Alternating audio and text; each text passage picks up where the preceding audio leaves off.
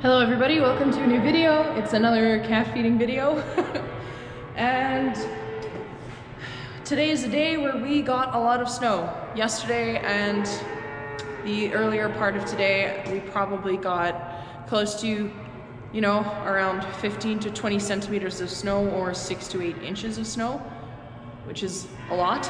It's a pain in the butt to shovel and move around, but it's gonna help us a lot in the spring because we had a really dry summer. So the more snow we get, the more melt we get in the springtime, which will really help the fields and get the crops a really good start. And it's around minus 24 degrees Celsius, which would convert to around minus 6 degrees Fahrenheit, I believe. So that's the weather, and today's January 4th. This is the first video I'm filming in 2022, so Happy New Year to all of you guys, and let's get started.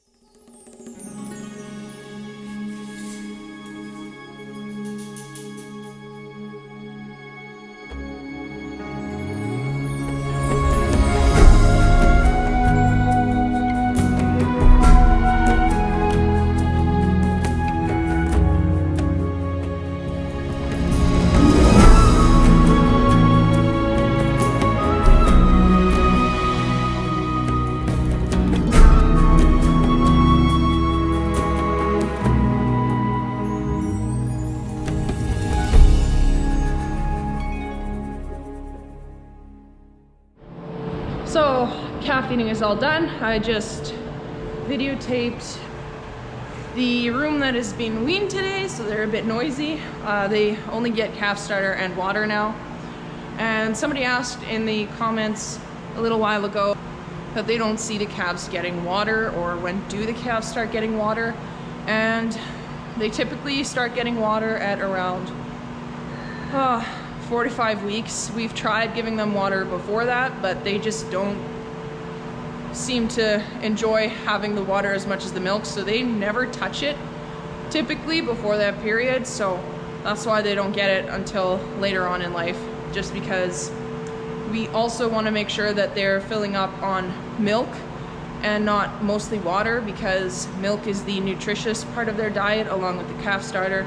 And if they're filling themselves up with water, then they're not going to get the same, nutritional intake as they do with milk, which will really decrease their growth rates. So we like to focus on milk intake rather than water intake for the first couple weeks of life. That really helps them to get a good start in life. And yeah, it just makes for a better growth rate overall in both bulls and heifers, or steers and heifers rather. I also wanted to settle a dispute that I saw happening in the comment section on my last video with the red and white heifer calf, Ruby. There was a little bit of an argument going on, and I also want to ask you guys to remember to be nice in the comment section, just because this is a place for learning. I'm really happy to show you guys and answer questions and teach you about how our family farm does dairy, and to hopefully shed some light on how most dairy farmers really like to take care of their animals and take care of their animals well. But there was a little bit of a color argument with Ruby saying that she will not stay red and white. I am 95% sure that she will stay red, simply because of a couple of factors that we like to look at.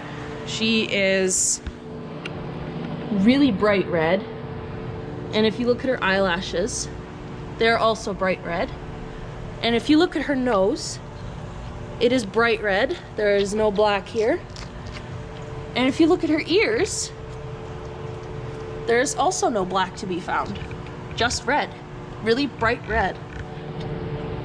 And her eyes, the fur around her eyes here is also super red. So that means that she will most likely stay red. Right, Ruby? Now, her mother is actually a red cow or red calf that went black. Typically, if a calf is going to turn black when they are born red, they'll have black lining on the ears, eyes, and nose. But you guys can see that she has none of that. So she will most likely be staying red and white. So her mom was a red and white heifer turned black, and her dad is a black and white Holstein bull that was a red carrier. So we try to breed cows and heifers that have a really good chance of producing red and white heifers to bulls that have a good chance of producing red and white heifers, if that makes sense. So if we have a heifer that's a red carrier, we'll try to breed her to a bull that's a red carrier, or a red and white bull, period. Because we really like our red and white Holsteins, and we are trying to get some more of them. So it's just a little bit of a color project, I guess. They're just really pretty, and they're nice to look at, so. And they're pretty sweet, although quite sassy. So I just wanted to settle that little dispute that was happening there, and to remind you guys that not everybody knows a whole lot about dairy farming. So if there is a comment or a question that you think, well, I know the answer to that, answer it nicely. Kindness is free, right? So I'm sitting here with Angel again, and that's gonna be the end of the video for today. I hope you guys enjoyed it, and if you did, please like and subscribe and share with a friend. Yeah, share with a friend? Angel says you have to share with a friend. But yeah, I will see you guys in the next video, and a happy new year to all of you. Bye.